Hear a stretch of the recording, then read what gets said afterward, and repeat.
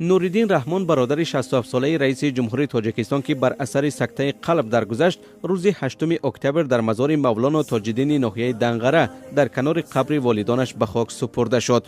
شب گذشته برای ویدا با او رئیس جمهور امامعلی رحمان همراه خانواده‌اش به ناحیه دنغره رفت. خبرنگار رادیوی آزادی از دنغره گفت که اعضای حکومت و چندین مقامدار دیگر تاجیک نیز برای اظهار همدردی به خانواده رئیس جمهور به آنجا رفته بودند، اما خبرنگاران را نگذاشتند که مراسم ویدا و دفن نوریدین رحمان را از نزدیک نوار برداری کنند. از آن پیشتر منابع رادیوی آزادی در دنغره گفته بودند که فعلا تمام راه‌ها به مرکز ناحیه بسته بوده، چاره‌های امنیتی شدیدتر شده است.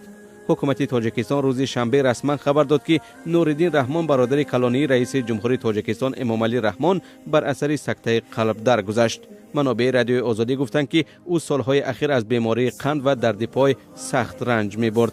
حکومت در اعلامیه خود درگذشت نوریدین رحمان را به رئیس جمهور و نزدیکانش تسلیت گفت و از برادر کلانی او به عنوان انسان نیک یادآوری کرد.